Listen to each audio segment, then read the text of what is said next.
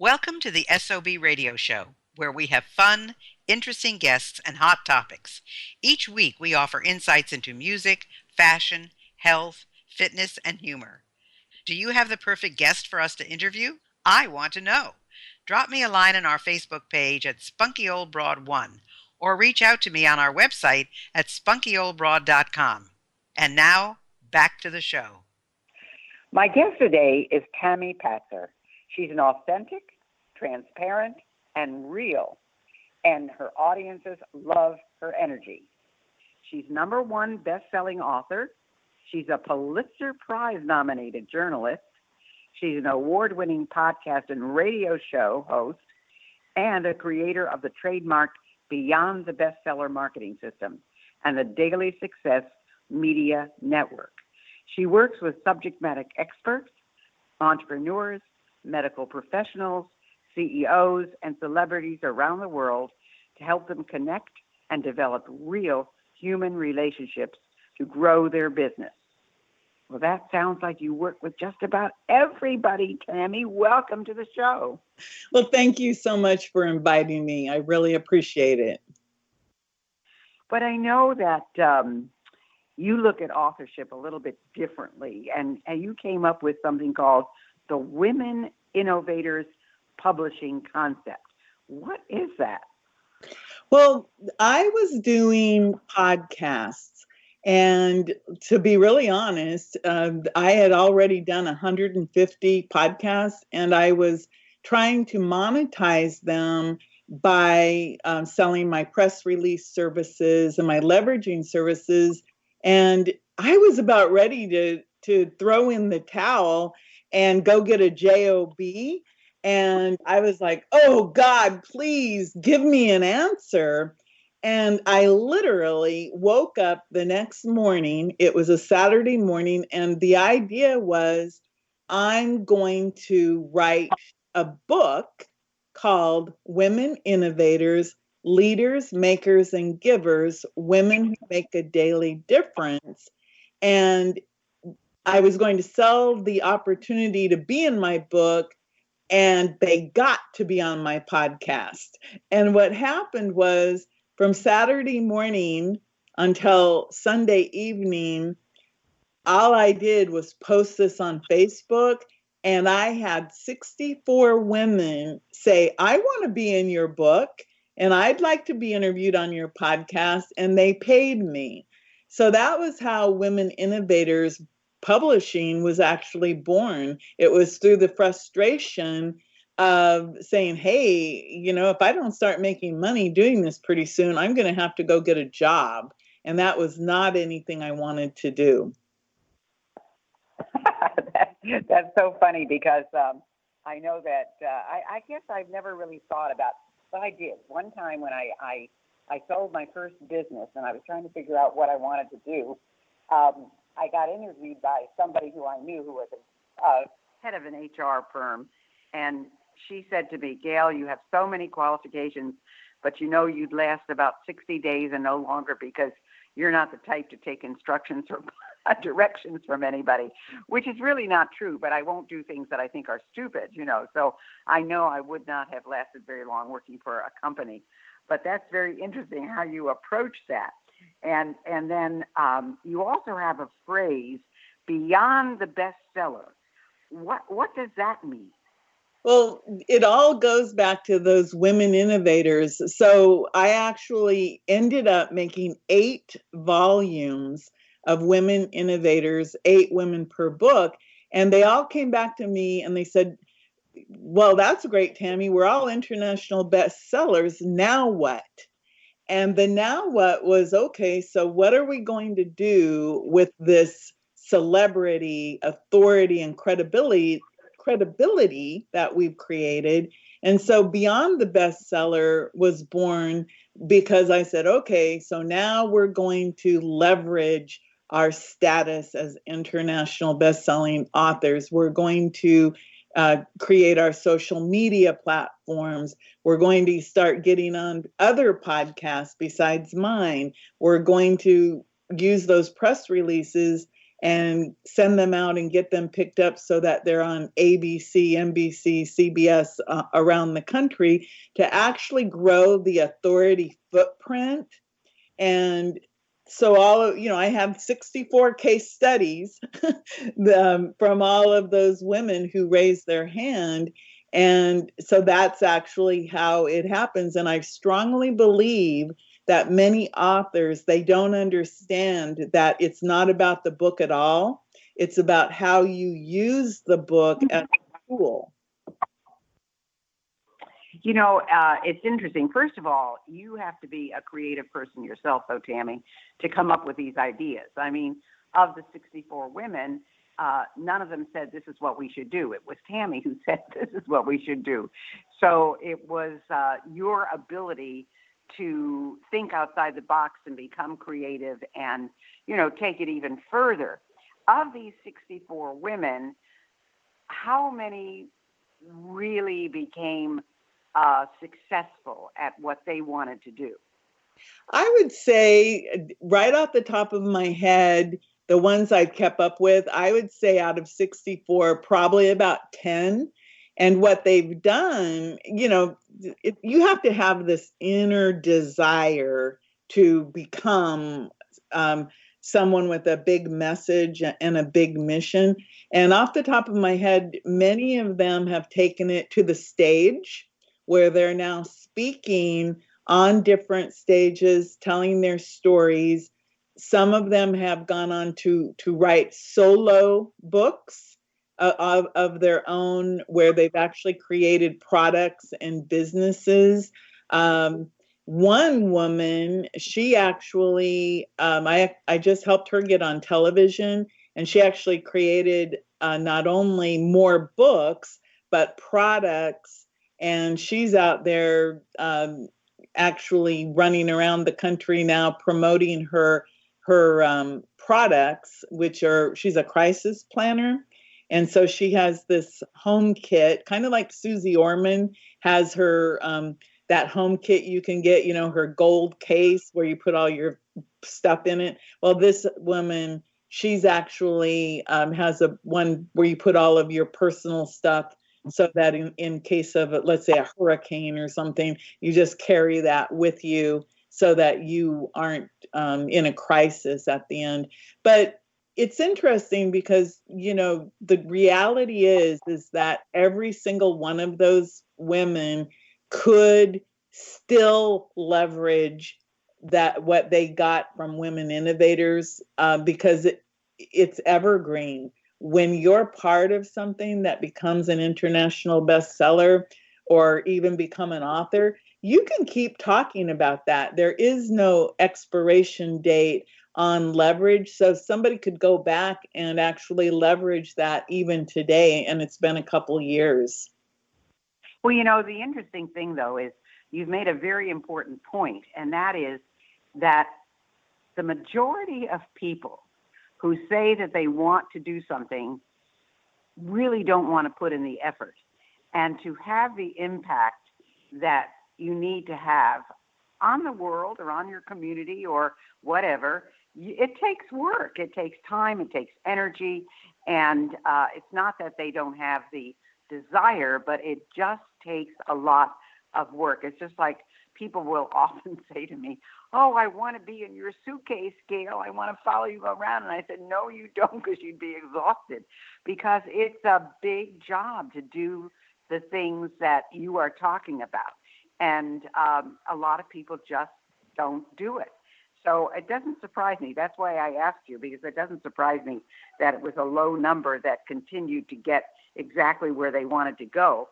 But you also say that your current focus is on something that's called the Daily Success Media Network. What is that, and what is your vision for that?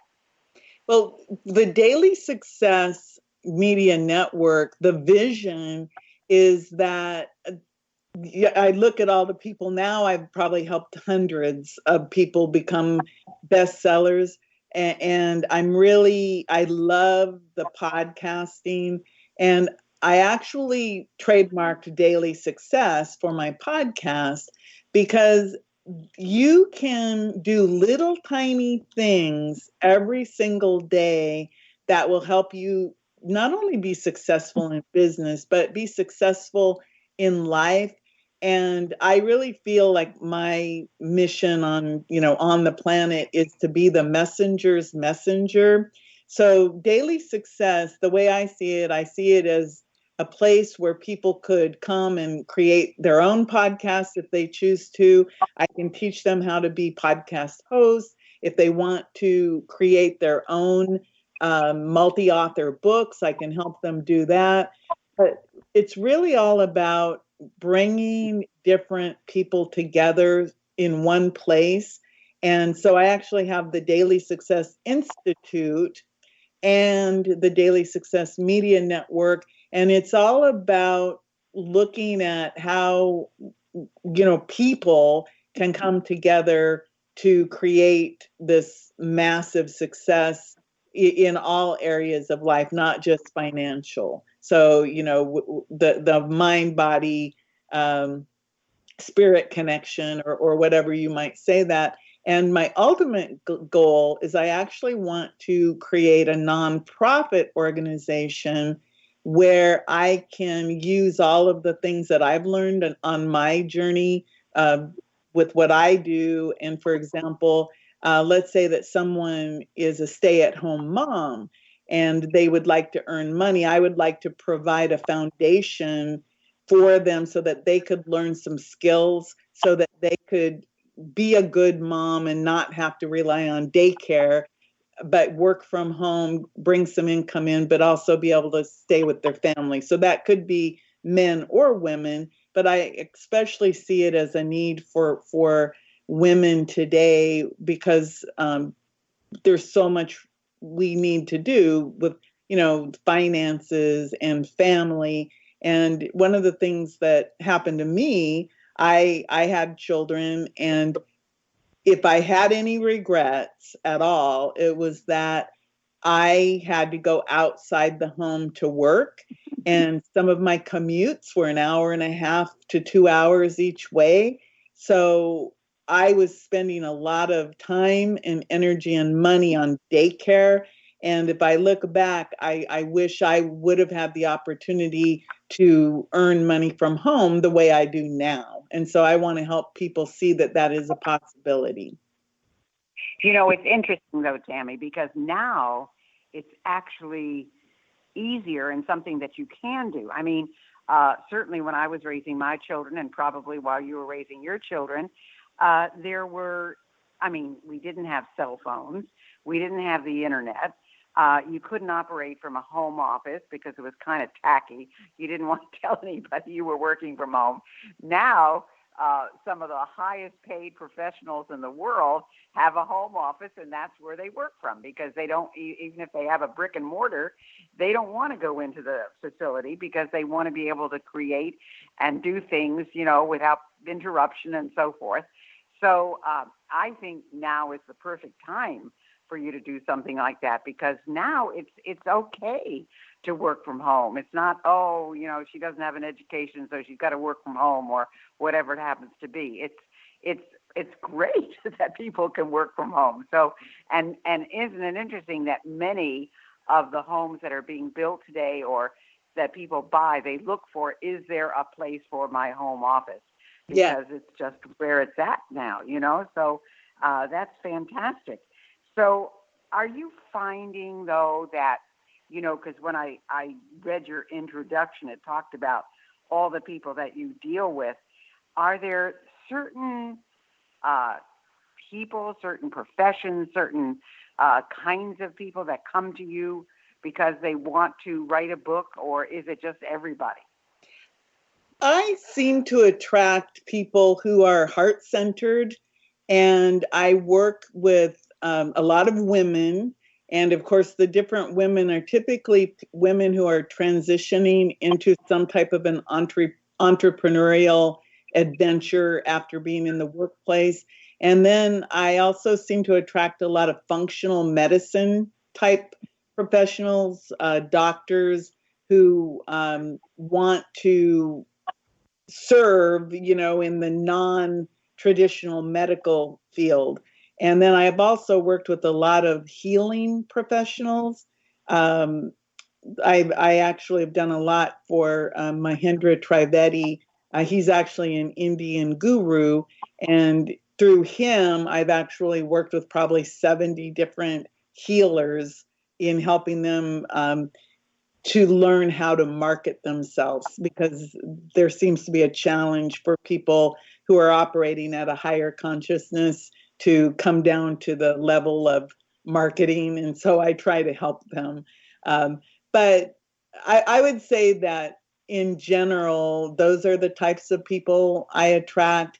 And it's interesting because not everybody, of course, is going to be attracted to work with me. So I attract, I think, the people who are looking for someone who's a kind of going to hold their hand a little bit, but at the same time, give them really cutting edge ideas and out of the box thinking. Yeah, I personally believe that everybody has a book inside of them. Now, how it comes out, when it comes out, and what it's about is a whole different issue. But I do believe that everybody has a book in them.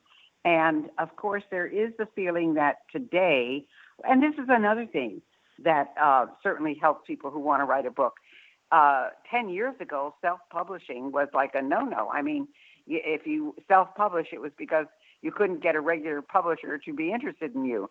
Now, the traditional publishers are going by the wayside, and self-publishing is very legitimate.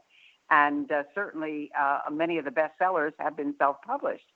So it's interesting that that is also, now is the time for all of this, which we know that very often, if you're in a business, that if you write a book, it's almost like a calling card, a business card. Many people who write a book, who own a business, even a brick and mortar business especially, it's something to give away, and it establishes them as the expert. And people don't really throw books away. They really keep them and will peruse them every now and then.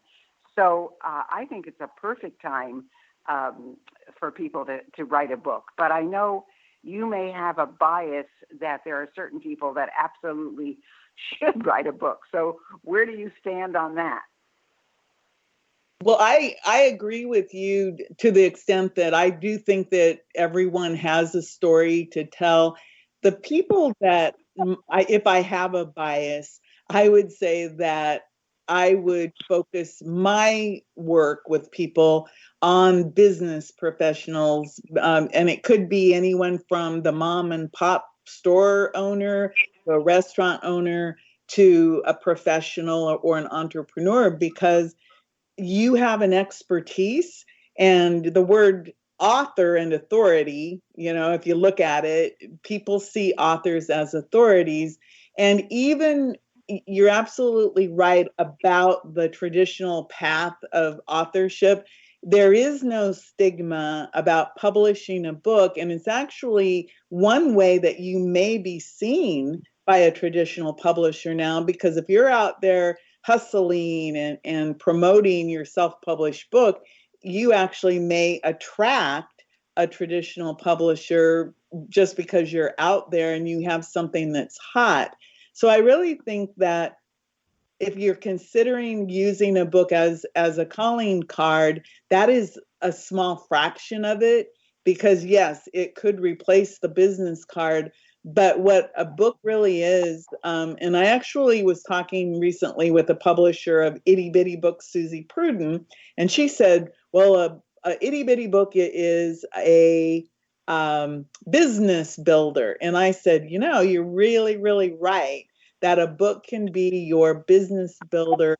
And the way that I like to do the business type books is pretty simple. It's frequently asked questions that your ideal clients and customers ask you. So you would answer those for your book. And then what's really important is the should ask questions. And boom, you've got a really nice Ask the Expert book that you could either publish both as a Kindle book or a digital book and as a paperback or a hardcover book to hand out. And I really think that those books can be very powerful. And then, of course, there are other books that could be written, and I'm not the expert on those, but the legacy books, the stories that you would want for your family. And then, of course, there's a big market now for children's books. So I primarily focus, of course, on the business book for professionals and entrepreneurs. But I think that you should not be afraid of books. And again, you don't have to buy 2,500 books and have them sit in your garage, because with publishing today, it's print on demand, one book at a time. How great is that? Well, and I was just going to ask you, what is your bias in terms of ebook, softcover, and hardcover? I don't really have a bias one way or another.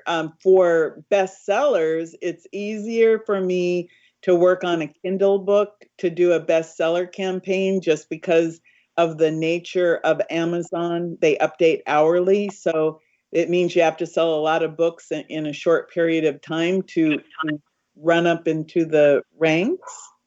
And then there's paperbacks. I think the value, and then a hardcover book. Again, if you're a really high level, maybe you're doing something at a very high level, you might want to have a hardcover book with a wraparound slick jacket. But I think for most people, getting a paperback book to hand out to people is great. And then, of course, the Kindle books are great because you can get that bestseller status and be on podcasts, be on radio shows, get on TV with the digital images, and of course, create a lot of images to spread on social media, along with spreading your interviews around. Yeah, they all make that. That's very true. And something I think that people need to be aware of as well, even if you are published by a name publisher, you still have to do the marketing. And people think, oh, because I'm published by, let's say, Simon & Schuster or someone like that, they're going to be a hit. That's not true. They may publish the book, but really, in essence, they're printers. And you have to go out and you have to really make that book saleable. And very often, these big publishers won't even look at you if you cannot give them a really substantial marketing plan and have a history of, this is where my book will sell. This is what I do. I am on radio all the time. I am on podcasts. I am on TV. I have 1 million customers, at least half of which will want to have my book, But they think that, because they're with a publisher of substance, that the book is going to be a bestseller. And that's not true, because I think they say the average book sells maybe 5,000 copies. I don't know. You probably have a better handle on it than I do, but that's what they say. So it makes a big difference, as to what and how you decide what it is you're going to do.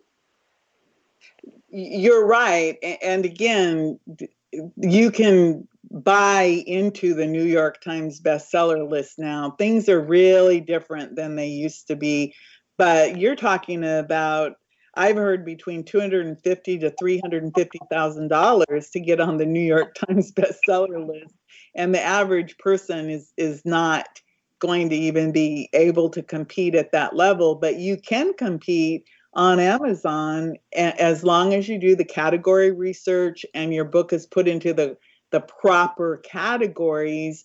You actually can sell enough books to get the bestseller status. And then what I do with that status, of course, is I write the press releases about it and say that you were earned that status. And then it also helps you to get recognized so that you do get more publicity from podcasts, radio, TV shows. And then what I do with that is every time one of my clients is on a podcast, TV, or radio show, I write about it and I help to grow their online footprint.